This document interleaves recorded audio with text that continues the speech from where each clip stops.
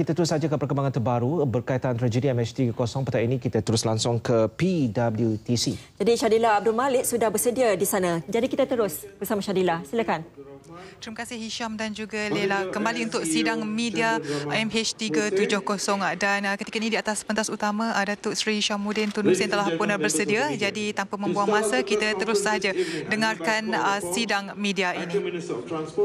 To deliver his statement. Sir, if you please do us the honor. Bismillahirrahmanirrahim. The search for MH370 continues. Our efforts are now focused in the southern Indian Ocean, where a multinational team led by Australia is combing the waters trying to find debris from the flight.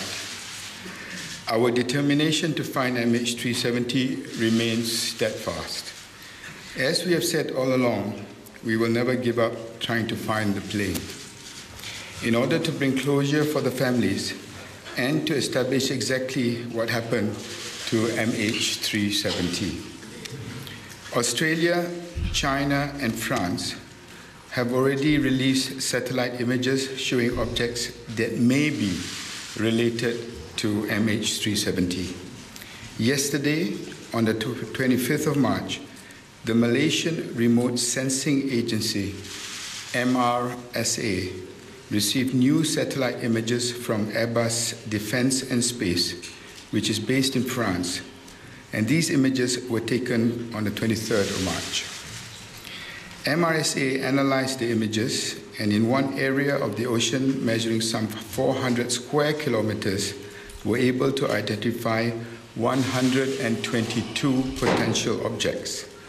Some objects were a meter in length, others were as much as 23 meters in length. Some of the objects appeared to be bright, possibly indicating solid material.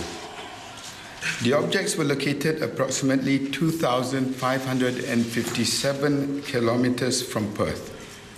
We will issue a handout showing their location after this press conference. MRSA's findings were immediately forwarded to the Australian Rescue Coordination Centre in Perth yesterday. It must be emphasised that we cannot tell whether the potential objects are from MH370.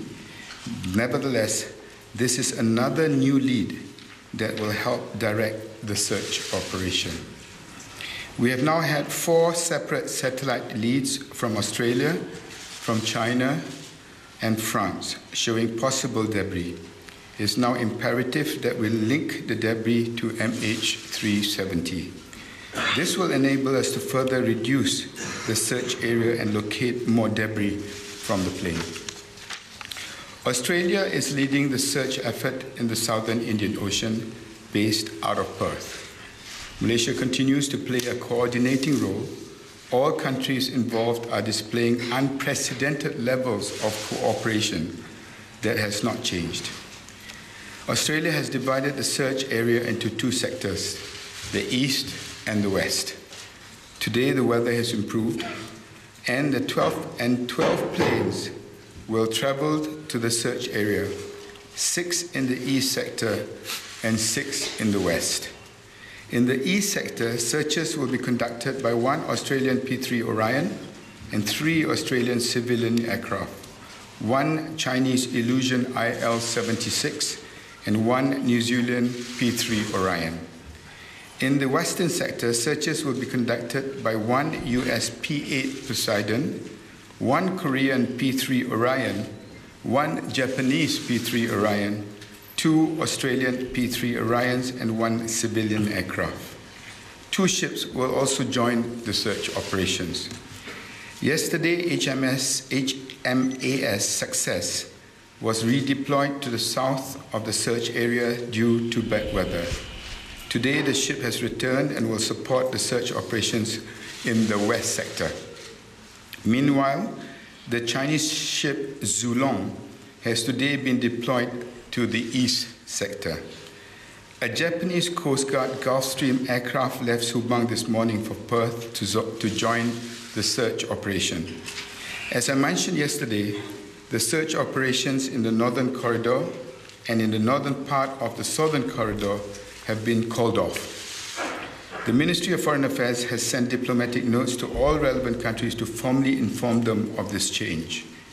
Before I continue, I would like to convey our appreciation to the Australian authorities, and in particular to Prime Minister Tony Abbott, for making such an extraordinary contribution to this search operation. Chinese Special Envoy.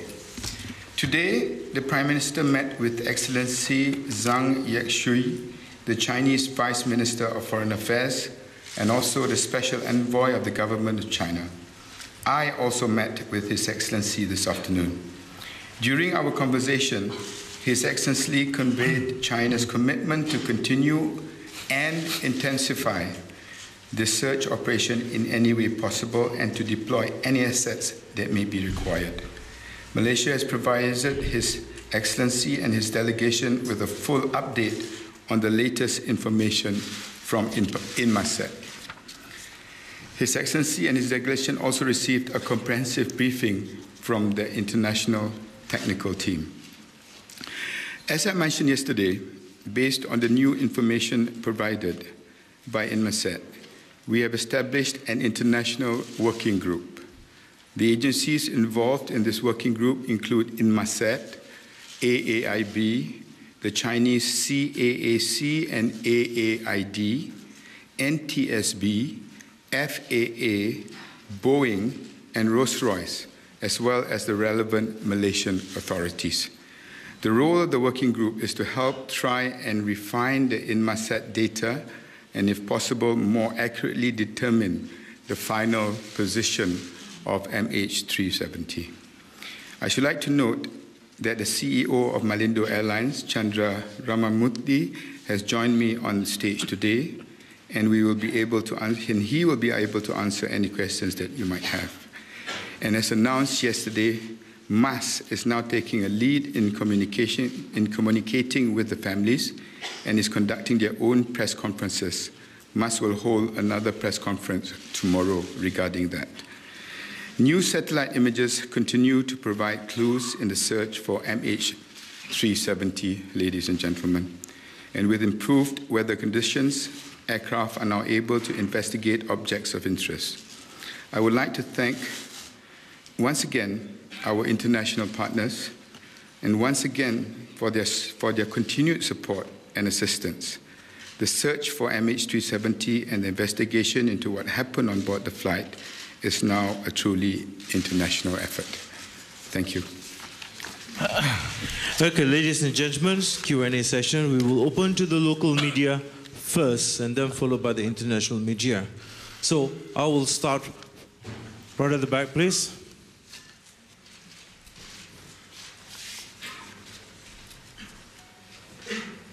Datuk Seri Taharusti Muhammad Nazri dari TV3.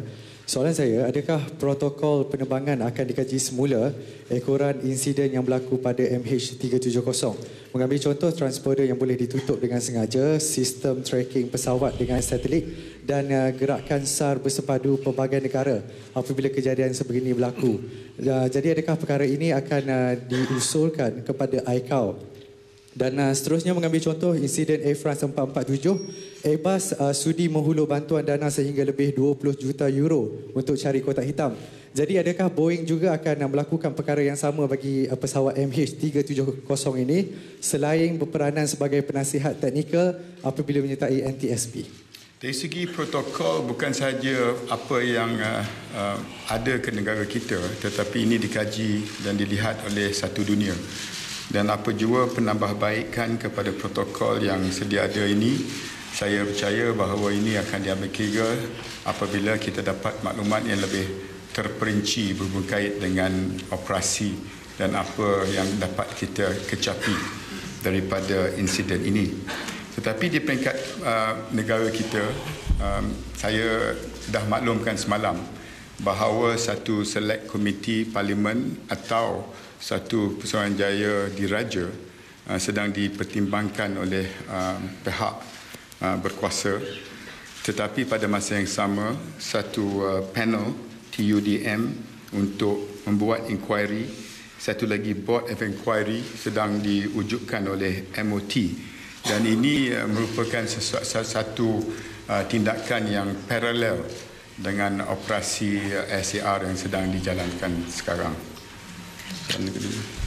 Ya, pada lazimnya setiap laporan kemalangan akan dikaji oleh IKO dan laporan kemalangan tersebut perlu dihantar kepada IKO dan IKO akan mengkajikannya dan akan mengkaji apakah yang berlaku, apakah usul-usul yang patut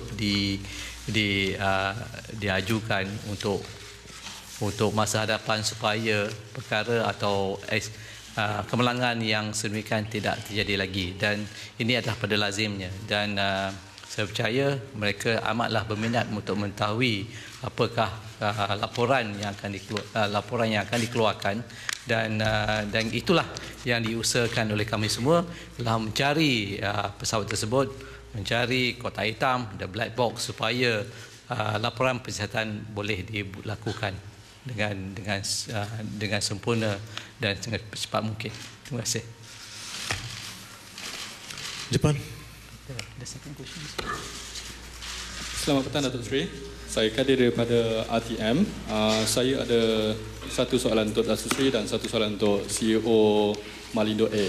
Okay, Datuk Seri, semalam sebahagian daripada saudara penumpang ataupun waris daripada China telah membuat tunjuk perasaan di depan kedutaan kita di Beijing.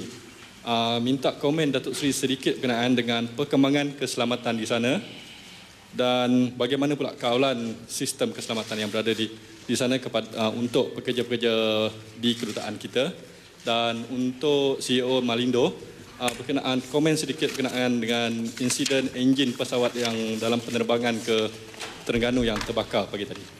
Dari segi keselamatan kedutaan kita, saya dimaklumkan berada dalam keadaan yang terkawal, dan perkembangan berhubung kait dengan tindakan-tindakan segelintir mereka yang terlibat ini, saya telah pun maklumkan kepada delegasi daripada China yang diketuai oleh envoy yang juga telah berjumpa dengan Yang Amat Berhormat Perdana Menteri.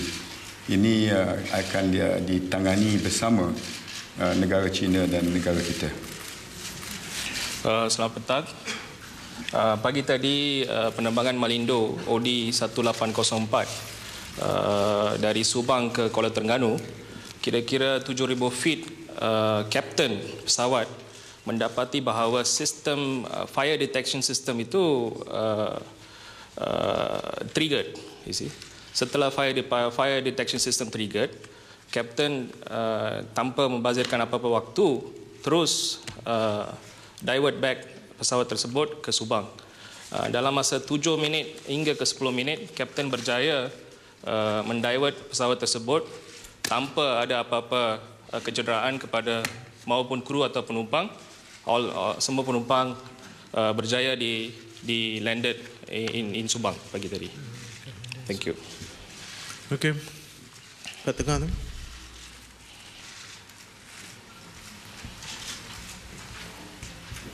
Datuk Sri, I'm Hema from Capital TV. So it's a business-based channel. So I would like to ask if how is the government preparing to assist Malaysian Airlines if it turns up for a government bailout? And what are the how is the government preparing to assist Malaysian Airlines if it turns up for a government bailout to curb its financial losses? Oh, we are looking at the search and rescue here. I will not entertain that kind of Is there any estimation of losses? Yeah, I have no details of that. In okay, the event. The next question. Depanda. Please, could you stand up and identify yourself, please? Thank you. Assalamualaikum, saya Salawati dari Bernama. Datuk Seri, saya nak tanya, MH370 adalah perkongsian kod dengan Southern China Airlines. Sekarang ni kita tahu MAS dah lakukan yang terbaik untuk keluarga penumpang. Macam mana dengan syarikat yang sebelah sana? Apa yang mereka telah lakukan? Adakah berdiam diri saja atau ada apa-apa yang diorang buat setakat ni? Setahu saya kooperasi yang cukup baik. Kalau sekiranya G2G, kita tengok satu fahaman yang amat mendalam dan begitu erat Saya tak tengok apa sebab ada masalah dalam dua syarikat yang mempunyai hubungan coach sharing tadi. Dan saya percaya itu lebih tepat soalannya kalau ditujukan kepada Mas Esok dalam PC mereka. Yes, please, your question, sir. Hi, I'm Keith. I'm from BFM 89.9. Dato' Sri, Australian Prime Minister Tony Abbott, he has confirmed passing investigation responsibilities to Malaysia. So, well, judging from the bruising we got from the international media, how do you think this will improve, let's say, brand Malaysia? And how financially ready is Malaysia to see this through the long haul? Thanks, sir. Well, bruising, I think, is a bit too harsh because this is unprecedented. Anybody has gone through this, what we have gone through in the 17 days, have indicated to me that we have done quite an admirable job. Not many countries in the world could get 26 countries to work together. Not many countries can get all the most sophisticated planes from countries from every corner of the world to come and assist.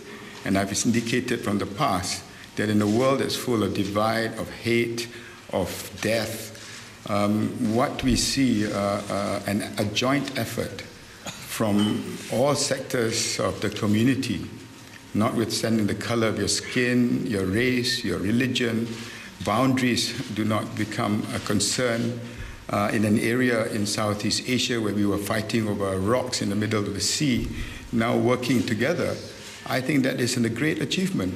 So, no, I do not see it as a bruising. Of course, as we go through it today, when there is no conclusion to it, when we have not found the debris and we have not linked any debris to MH370, speculation will go on and people will look to Malaysia. But I think history will judge us well. The other room, second row. Assalamualaikum, Dato' Sri. Farid from Star. Hi, Farid. Dato' Sri, given the certain anger towards Malaysia by Chinese citizens, especially the family members, will it affect the bilateral ties between Malaysia and China, given it's, this year is the 40th anniversary? And number two, is German search and rescue submarines being deployed to the search and rescue area? The German search and rescue submarines, I have not got details of that.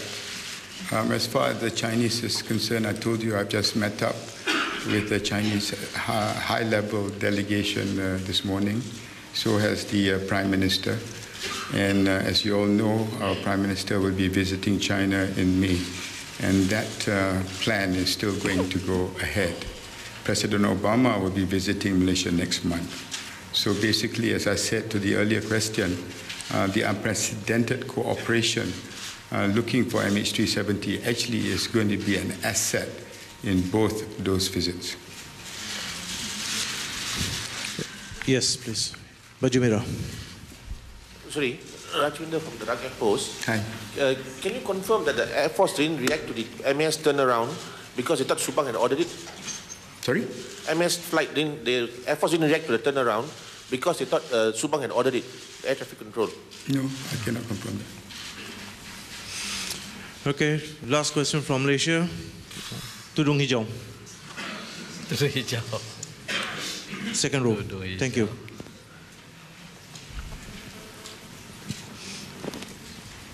Datuk Sri Rosma daripada RTM. Datuk Sri, baru beberapa A bit louder, please. Baru beberapa ketika kita dikejutkan dengan insiden yang paling dahsyat MH370 and then tadi melibatkan Malindo Air and then ada beberapa yang melibatkan MAS dari segi teknikal. Datuk Sri, adakah Datuk Sri bersetuju dengan pandangan inilah masa yang paling sukar, paling mencabar dalam industri penerbangan negara? Macam mana Datuk Sri? Ini merupakan sesuatu yang cukup luar biasa dan pengesahan daripada pakar-pakar dan pemimpin-pemimpin dunia oleh kerana sehingga hari ini kita dapat mengesahkan lokasi sebenarnya pesawat ini menunjukkan ini satu perkara yang sukar untuk satu dunia bukan sahaja untuk negara kita. Tetapi pada masa yang sama dalam ujian ini saya tengok ada hikmah. Pertamanya rakyat Malaysia bersatu padu. Tak kira latar belakang, tak kira ideologi politik. Semalam di Parlimen kita tengok kerajaan dan pembangkang menyokong 100% usul yang dibentangkan oleh Yang Amat Berhormat Perdana Menteri. Keduanya kita tengok semua telah mendoakan, tak kira daripada agama mana, untuk pesawat. Dan ini hikmah dalam ujian yang saya tengok bukan sahaja boleh membantu kita dengan menyuntik semangat untuk pasukan saya ini terus memberikan fokus kepada mencari pesawat berkenaan dan mengenal pasti sekiranya ada debris. Debris itu ada kaitan dengan pesawat MH370 dan kalau sekiranya jawapannya ya, bagaimana kita nak cari kotak hitam itu yang membawa cabaran yang lain pula. Saya percaya itulah sesuatu yang akan membantu kita. Jangan tidak memutus asa, terus memberi fokus walaupun spekulasi dan tuduhan pelbagai daripada hari pertama itu tidak mengganjak dan mengalih pandangan pasukan saya daripada fokus yang sebenar, iaitu untuk melakukan pencarian dan penyelamat, dan banyak yang telah kita lakukan sehingga hari ini yang boleh hari ini memperkecilkan kawasan yang dicari. Okay, we go to international circuit. Front row, gentleman in the blue shirt, please. Danny, the South China Morning Post. With this new development from Airbus with these images, how will that reflect into the search in the southern Indian Ocean? I can show you the visuals which I'll be distributing to you. And these are the visual images. As you can see, it was an incredible feat because it was covered all by cloud. There were pockets in the clouds that we identified, and the white dots were the debris. This debris were then calculated, and the size of the debris and the latitude and the longitude of it has also been identified. It is not very far from the object cited by the Chinese government, which is over here, and the Australian government, which is over there. So this is still the most credible lead that we have. And I've been consistent in the past that if we can use all the satellite technology that's available, the radar that is available, the assets that we can deploy to this area, which now seems to corroborate some form of objects and debris, and if it is confirmed to be MH370, at least then we can move on to the next phase of deep sea surveillance, search, and rescue, probably. Hoping against hope. Okay, third row.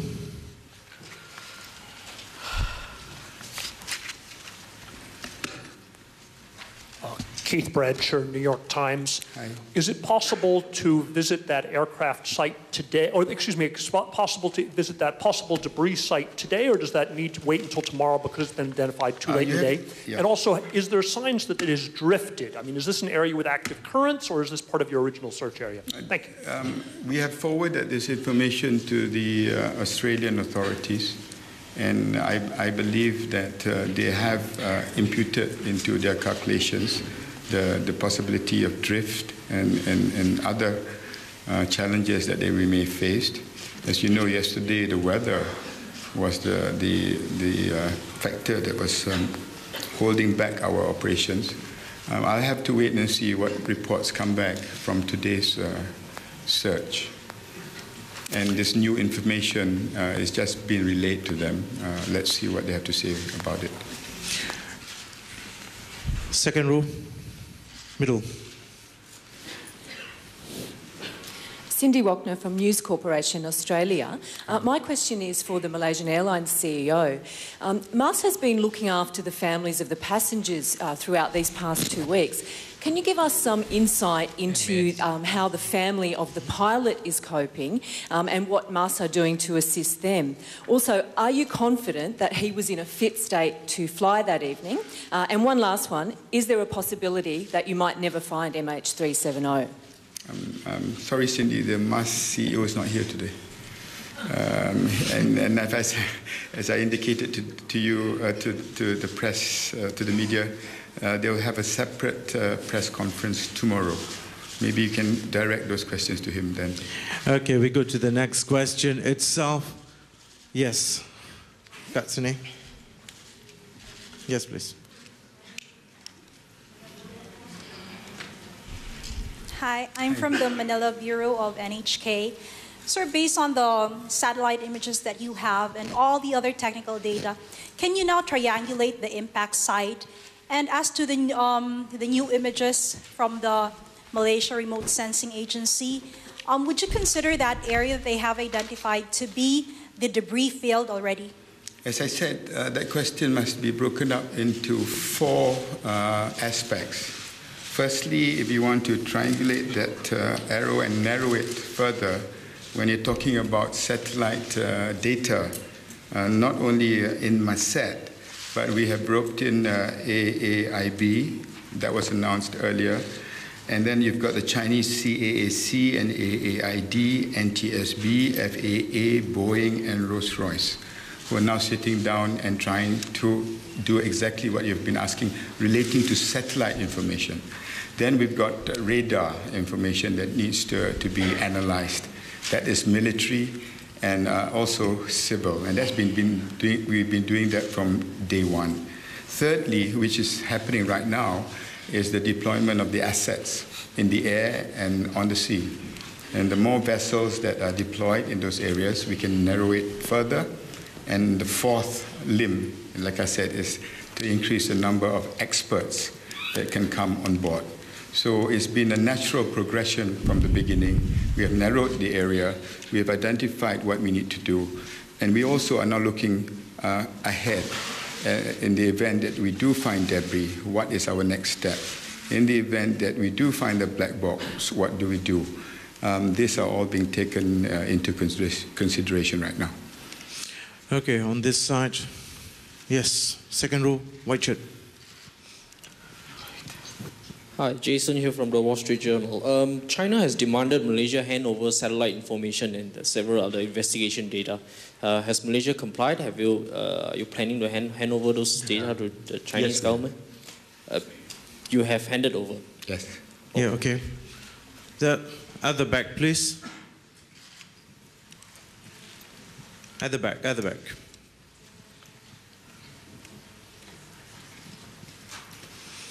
Thank you. Angus Whitley from Bloomberg News. Hello, Angus. After the equipment arrives in the search area that can detect the black box, how long do you estimate that you have to find it?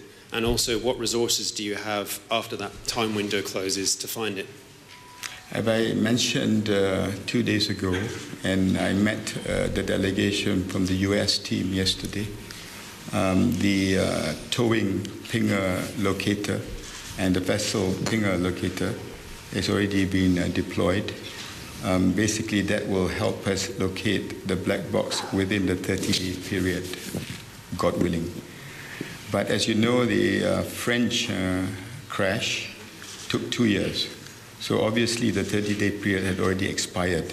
So there'll be a different form and focus of the technology that is required to locate the black box after that period. That is also being considered and being discussed right now. But we are looking into deep sea surveillance, search, and salvage.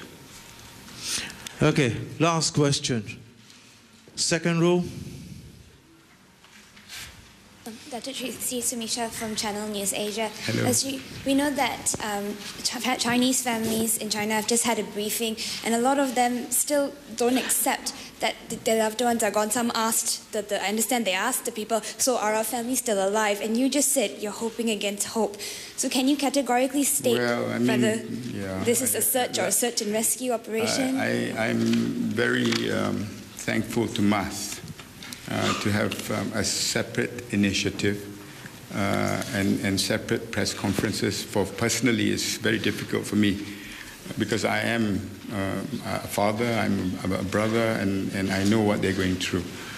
And until we find the debris and we confirm that debris belongs to MH370, that very question that they are asking, we cannot provide. But what we can do, and this is what probably Mas will be informing you all tomorrow, is that we are going to continue to engage. Time will heal emotions that are running high. We fully understand, but for the Chinese families there, they must also understand that we in Malaysia have also lost loved ones. There are so many other nations that have lost loved ones. I've seen some images coming from Australia, very rational, understand that this is a global effort, not blaming directly on Malaysia because we are coordinating something that is unprecedented. So this will be relayed to media tomorrow by MAS, and I believe they will have more information from the high-level team that has been sent by the Prime Minister to Beijing after coming back to KL only for a day, and they left last night. There will be more information about that tomorrow. Thank you very much, ladies and gentlemen. Okay, with that we conclude the session for today. Thank you very much. Berakhir sidang media untuk hari ke-19 ini, dan antara yang dapat saya ringkaskan di sini adalah semalam Malaysia telah pun menerima imej satelit agensi pertahanan dan angkasa Airbus dari United Kingdom yang berkemungkinan objek berikut ada kaitannya dengan MH370, dan selain pada itu juga imej satelit terbaru daripada Airbus itu juga berjaya mengesan 122 objek di selatan Lautan Hindi, dan tentunya ia memberi satu lagi petunjuk baru bagi mengesan MH370. Malah menurut Datuk Seri Syamuddin sebentar tadi, objek dari satelit Airbus UK itu juga telah pun diberikan kepada agensi Remote Sensing Malaysia MRSA untuk dianalisis. Dan menjawab soalan media sebentar tadi berkenaan dengan keadaan semasa penerbangan Malaysia ketika ini, jelas Datuk Seri Syamuddin, keadaan masa kini adalah waktu yang cukup sukar bukan sahaja bagi Malaysia tetapi juga bagi satu dunia, terutama sekali untuk mengesan ataupun merungkai misteri kehilangan MH370. Dan tentu saja sokongan padu rakyat Malaysia ketika ini menyuntik semangat baru buat pasukan mencari dan menyelamat untuk terus menjejaki MH370. Baik, saya kira ini yang dapat saya bawakan untuk secara langsung sidang media hari ke-19 ini. Untuk itu kita terus sahaja bersama dengan Hisham dan Leila di Angkasa Puri.